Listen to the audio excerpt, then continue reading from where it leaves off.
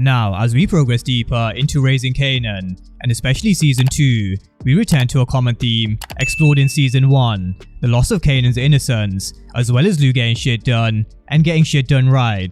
But with Kanan, we've seen a quick change because at the beginning of Season 2, we saw a different Kanan compared to Season 1, someone who was more hesitant and someone who wasn't quite sure whether this was the life he wanted. But now he's fully let go of those thoughts and he is well and truly in the game, which I don't think should come as a surprise to any of us because we all know who Kanan eventually became. But we're seeing this ruthless Kanan being born, something which Rock taught him way back in 1985. But this episode was more than just about Kanan. We saw Unique playing 3D chess, but so was Rock, so let's not count her out just yet because it is a long game and she knows Worrell can't be trusted either. But one of the major talking points was Crown's death, and I'm sure we all saw this death coming in one way or another.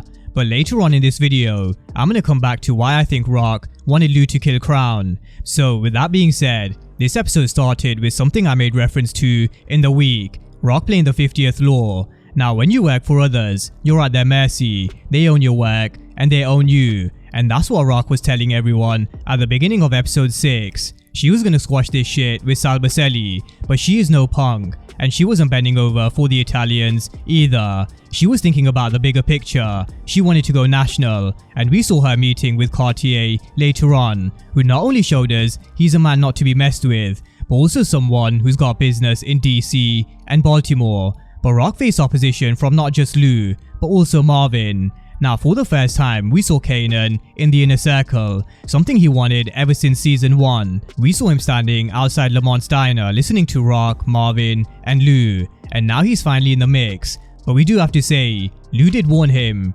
Now we saw Worrell telling Rock he's loyal, but we all know the game he's playing. He told Rock Unique has ties to the Italians, and this is a chess game that Unique's been playing on his board. Now chess is a fantastic game, because in the game of chess, there is no luck. If you lose, no matter how well you've played, at some point, you've made a mistake. No matter how small, or whether the moves was 5 or 40 moves ago, at some point, you did make a mistake. And Unique knew exactly what game he was playing. He played it just enough, where Rock needed to reach out to him for help, but just like that, he was back in the game. But that's not the only game he was playing. He planted a seed in Rock's mind about Lou missing Worrell with a Tech 9. But he knew exactly what he was doing. He knows Lou and Rock's relationship is on thin ice, and he's just helping create further cracks. But we do have to say, Rock is someone who's paying attention to Unique's chessboard. She knows she can't trust Worrell or Unique, and like Kanan once said, in power. Nah son, you gotta be 3 moves ahead. So Rock may have shook hands with Salbacelli, and Unique may have worked his way back into the game. But you can bet Rock is planning in her mind. It's whether or not she can execute, because she is pissing off a lot of people. But let's talk about Kanan's turn, because I know this is something we've all been waiting for. Now Kanan had to move some money from the projects over to the bodega, but he was stopped by some kids in the neighborhood, with Freddy taking the money as well as Famous's chain. But Rock wasn't going to help him, and neither was Marvin. So if we were to rewind it back to 1985, something Rock told Kanan was deal with them or deal with me, and she made Kanan go back to the park and deal with the bullies, and that's exactly what we saw Kanan do in episode 6. But before he did, Palomar not only gave him a gun, but also a kiss on the cheek, and I still don't know what angle Palomar is trying to work, but definitely keep an eye on Palomar and Corinne. Now this was a moment we saw a switch of emotion from Kanan. Not only did he get his money back from Freddy, but he beat him down to the point where he'll think twice about fucking with Kanan. Similar to how we saw Kanan making a name for himself in 1985. He wants to be known as Kanan Stark, not just Rock's son, who's the brown bag boy, and he definitely left his mark. But coming back to Famous being locked up, I made reference to how Howard was the only one who could help him, and he did. Even though Kanan left him hanging at the cafe, he helped get Famous out. But there are 2 things we need to be mindful of from this scene. It does seem like Howard gave Kanan the paternity results, and the reason why he didn't want to give them before was because he wanted to show Kanan he'll be there in a time of need when Marvin or Rock wasn't. But 2, Sam the crackhead. Now, he was scooped up by the cops, but more importantly, he was the crackhead who saw Kanan after he shot Howard in season 1. Now, initially I thought we may see Famous blab his mouth to Detective Beck, but I think we need to keep our eyes on Sam, and whether Detective Beck gets the answers she's looking for from him instead. We also saw how Beck was digging into Howard's past, and there was a gap between 1974 and 76 where Howard was working undercover, something we learned in season 1. So we've got Detective Beck, Sam, and Howard, and I think Howard may need to get rid of Beck.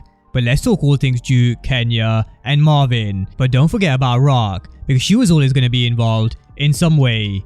Now, we saw Duke and Kenya bonding over a little shopping spree, the complete opposite to what Duke did in season 1, but there is no escaping her old life as Jukebox.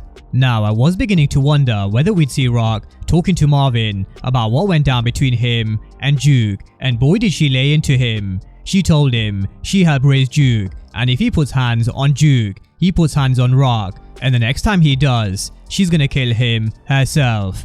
And it's not the first time we've seen threats made like this in Power. Most recently we saw it with Monet and Diana in Power Book 2 Ghost. But seeing Marvin tell Kenya to disappear, you could really see the hurt in Marvin's eyes. Kenya leaving him really did do some damage, and he was trying to fight back all the anger that's been building and building. And the problem with Marvin is, he's put a lid on his anger, but sooner or later we're gonna see him turn into the Marvin we saw in season 1. Now, we did see him ask about Tony at the start of episode 6, saying he had Tony's up in Westchester, and Marco's also someone who said the same. He lives in Westchester, Scarsdale, and I'm sure we can all put 2 and 2 together. Marvin's gonna be paying Tony a little visit.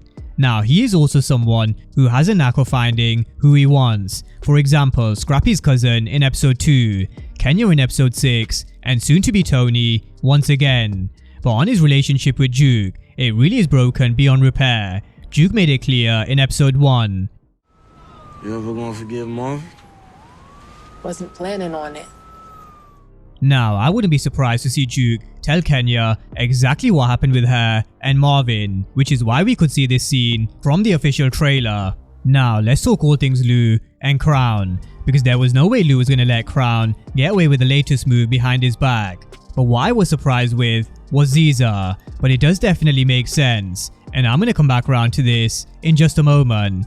But starting with Rock's conversation with Lou, we've already spoken about Unique's chess moves with how he said he missed Worrell with a Tech 9, but Lou wasn't lying when he said his gun jammed. It definitely did.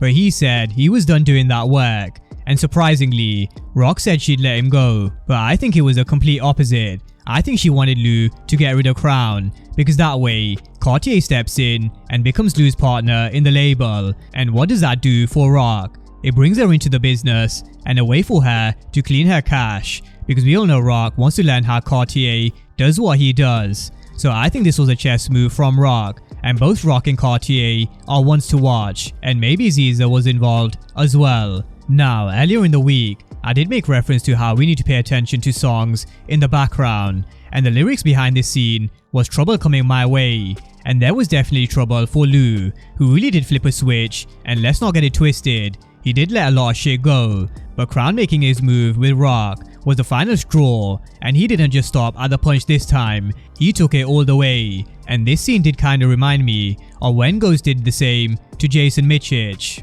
And Lou really did have his work cut out with Crown, but he's the guy to get shit done, and get shit done right. But again, a 3D chess move by Rock to bring Cartier in play, in my opinion. And that was episode 6, where we saw the death of Crown, and where Kanan Stark has finally arrived, as well as chess moves across the board, from Unique to Rock. But drop all your thoughts down below on all things episode 6, and of course if you are new to the channel and you haven't done so already, then remember to smash the subscribe button if you want to see everything Power Book 3 and Power Universe related. But as always, thank you guys for watching, and I'll see you next time.